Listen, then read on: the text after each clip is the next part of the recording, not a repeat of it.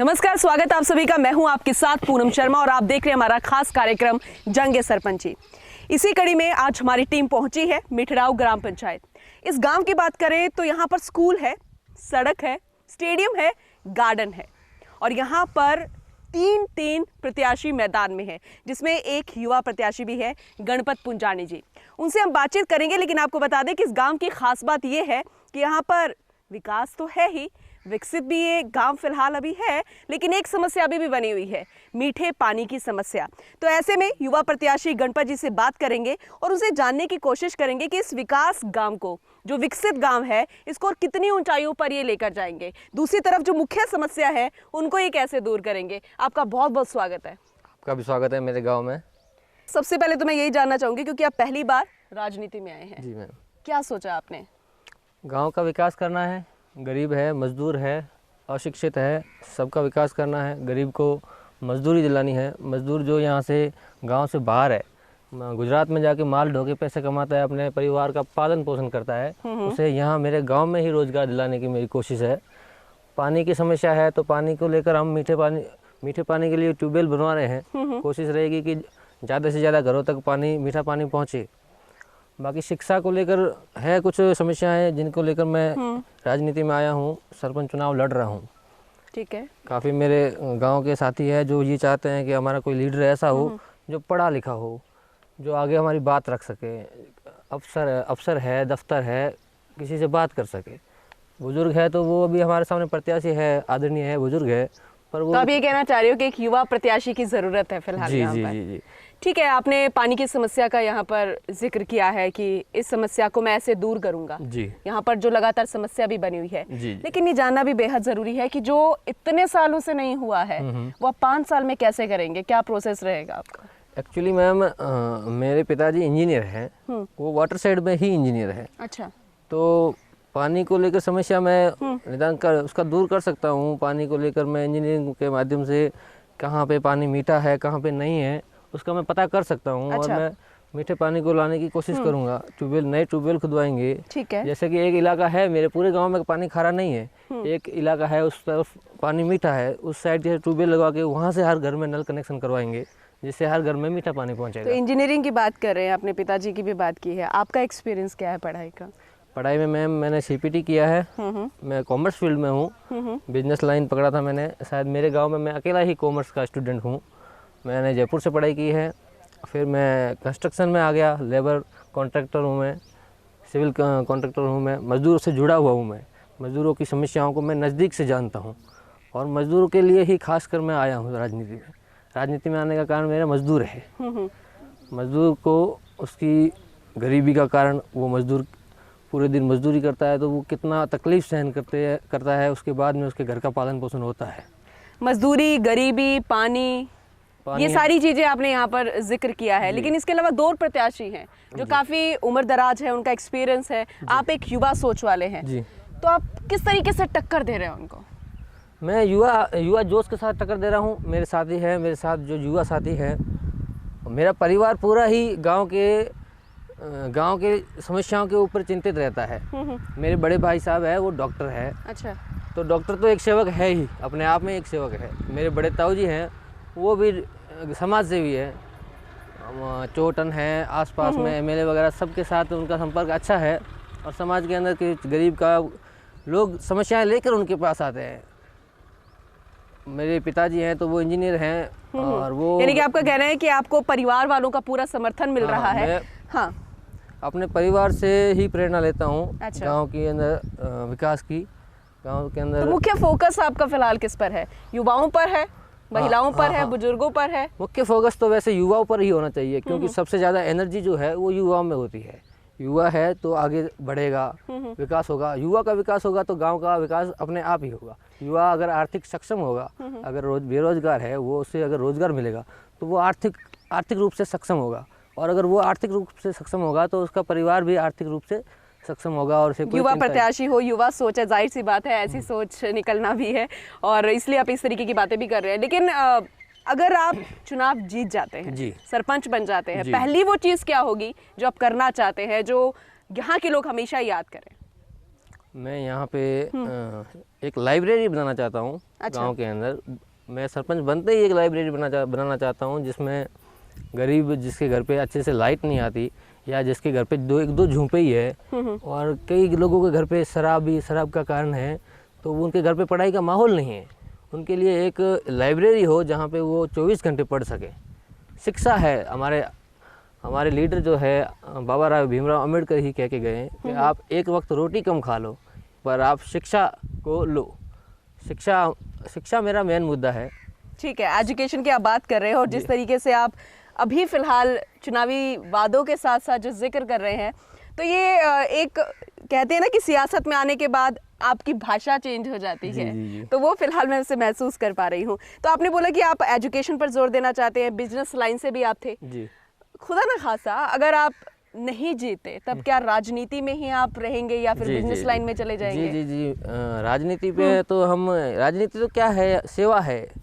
राजनीति ऐसा कुछ नहीं है कि हमारे को कोई दूर जानता है, ऐसा कुछ नहीं है। हाँ, क्षेत्रीय राजनीति है जिसमें मेरा परिवार सक्षम रहता है हर बार, और गांव की सेवा के लिए हम चाहे हमें सरपंच बनाएं ना बनाएं उससे हमें कोई फ़र्क नहीं पड़ेगा। हमारे गांव की सेवा हमें करनी है क्योंकि यहाँ पे सब अपने हैं, मेरा परिवार ही है पूरा गाँव।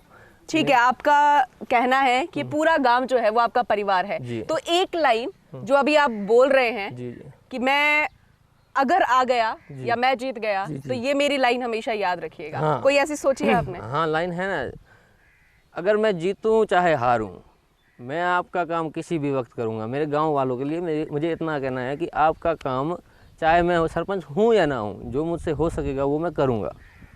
चाहे वोट दो ना दो, जो देता है वो और जो ना देता है वो। वोट तो चलो हर किसी का अपना मत है, बातों से बंधे हुए हैं लोग, रिश्तों में बंधे हुए हैं। बाकी वोट तो देखा जाए तो अब आज के टाइम में एक शिक्षित होना ज़रूरी है, युवा होना ज़रूरी है जो आपकी भाग दौड़ कर सके, जो कंप्यूटराइज्ड को समझे। आधुनिकीकरण हो चुका है जिसे आजकल सब कुछ कंप्यूटर से चलता है, बिल्कुल ऑनलाइन सिस्टम है। उसमें तो आपको सरपंच तो ऐसा होना चाहिए जिसको कम से कम फ़ोन चलाना आए, कंप्यूटर चलाना आए। जो मेरे दो प्रत्याशी हैं, आदरणीय बुजुर्ग हैं, उनके पास बहुत ज़्यादा एक्सपीरियंस है, पर मुझे लगता है कि गांव को एक युवा की ज़रूरत है। चलिए, बहुत बहुत शुक्रिया गणपत जी हमसे बातचीत करने के लिए। हम तो सिर्फ यही उम्मीद करेंगे कि जो आपके सपने हैं वो बहुत जल्दी पूरे हो जाए और किसी भी तरीके से चाहे कोई भी चुनाव जीते, इस गांव का विकास होना चाहिए। अब ऐसे में यहाँ के युवाओं से, ग्रामीणों से भी बात करेंगे क्योंकि युवा जोश आपने सुन लिया है, देख लिया है, लेकिन यहाँ के युवा, यहाँ के ग्रामीण क्या कहते हैं? क्या उनकी सोच भी ऐसी है कि युवा प्रत्याशी आना चाहिए? क्या एक ही आवाज़ में हर कोई यहाँ पर पहुँच जाए जैसे कि गणपत जी ने कहा? तो चलिए देखते हैं, उनकी राय भी जान लेते हैं।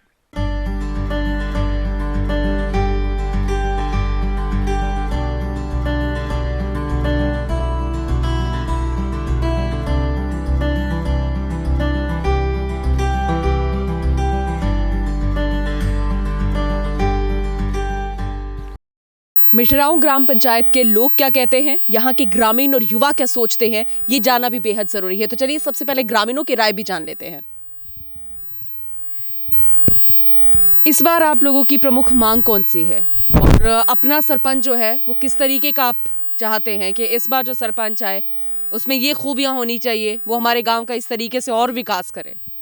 सर, हमारा तो यहाँ अभी मेरे को तो सरपंच ऐसा होना चाहिए जो गांव का विकास करे। गांव का जो पढ़ाई के बारे में है तो अच्छे होना चाहिए, गांव का विकास अच्छा होना चाहिए। कोई ऐसा लफंगी सरपंच नहीं हमको चाहिए। हमको हमारे गांव की समस्या है, जो छोटे मोटे बाल बच्चे, स्कूल है, स्कूल के बारे में मैं कहता हूँ, तो पढ़ाई के बारे में मैं कहता हूँ 10 सरपंच होना चाहिए तो हमारा गांव का विकास होना चाहिए। मैं इसलिए पूछ रही हूँ क्योंकि ये वो ग्राम पंचायत है जहाँ पर स्कूल भी है, स्टेडियम भी है, गार्डन भी है, सड़क भी यहाँ पर बनी हुई है। तो जो मुख्य मांग है वो कौन सी है यहाँ पे? जी, मुख्य मांग है आम आदमी को आगे ले आना, शिक्षा के बारे में वंचित जो लोग हैं उनको जोड़ना और ग्रामीण आदमी जो पीछे है उनको भी आगे लाना सबसे बड़ी हमारी अहम मांग रहेगी सरपंच से।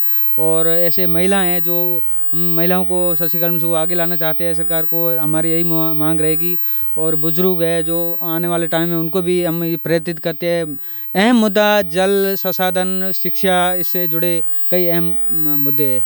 ये मुद्दे आपने यहाँ पर 2-4 गिनाए, लेकिन मैं जहाँ तक जानती हूँ, जहाँ पर मैं यहाँ के लोगों से मिली हूँ, यहाँ का माहौल देखा, पानी की समस्या सबसे ज़्यादा बनी हुई है। कुछ युवा भी हमारे साथ हैं, उनसे भी जान लेते हैं उनकी फ़िलहाल सोच क्या है इस बार। हाँ, सबसे बड़ी हमारे मिठला गांव में पानी की बहुत बड़ी समस्या है। जो भी सरपंच वर्तमान में था, नलकूप जो यहाँ पे गलियों में लगाए थे, उसमें कौन ज़्यादा से ज़्यादा मोहल्ले में पानी की व्यवस्था भी है। बहुत भी ऐसे भी मोहल्ले हैं जहाँ पे पानी टाइम पे नहीं पहुँच रहा है। तो युवा प्रत्याशी भी यहाँ पर खड़े हैं, आपका क्या मानना है कि एक युवा सरपंच हो तब हमारे ग्राम पंचायत का और ज़्यादा विकास हो सकता है, या फिर उम्र दराज होगा तो उनका एक्सपीरियंस भी अच्छा होगा? आपकी फ़िलहाल सोच क्या है?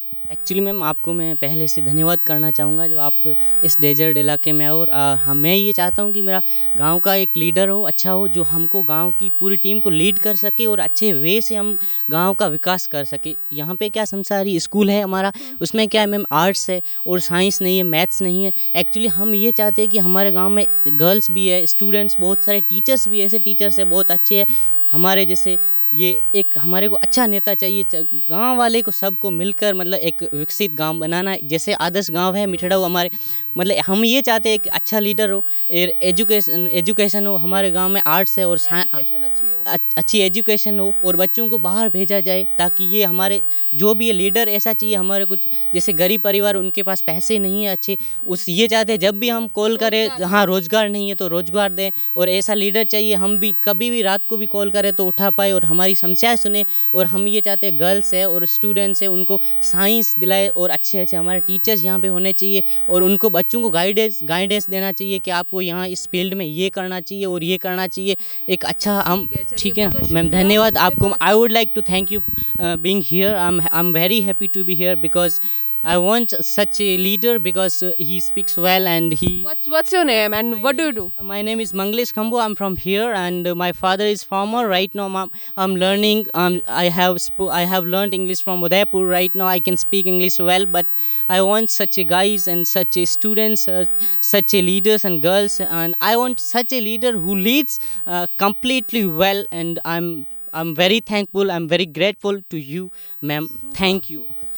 Thank you so much and I'm really impressed कि यहाँ पर जो युवा है वो इंग्लिश भी बोलता है, और उसकी सोच भी ऐसी है कि जो बाकी युवा है वो भी इसी तरह फराटेदार इंग्लिश बोल सके, नहीं तो हिंदी बोल सके, और यहाँ पर युवाओं को रोज़गार मिल सके, और उनका जो लीडर हो, जो सरपंच हो, वो भी एक रोल मॉडल हो। तो युवाओं की सोच आपने यहाँ पर देखी, ग्रामीणों की मांग देखी, पानी की समस्या, एजुकेशन यहाँ पर इनको चाहिए। तो अगर इनकी सोच इस तरीके की है तो जाहिर सी बात है इनकी सरपंच चुनने की जो सोच है, जो इनकी क्षमता है, वो भी बिल्कुल वैसी होगी। तो बिल्कुल देखना होगा कि यहाँ पर इस बार का सरपंच एक युवा प्रत्याशी जो है वो होता है या फिर वाकई कोई उम्र दराज होता है, ये तो वक्त बताएगा। इसी के साथ ही हमारे इस एपिसोड में आज के लिए बस इतना ही, लेकिन आप देखते रहिए द पीके टाइम्स। नमस्कार।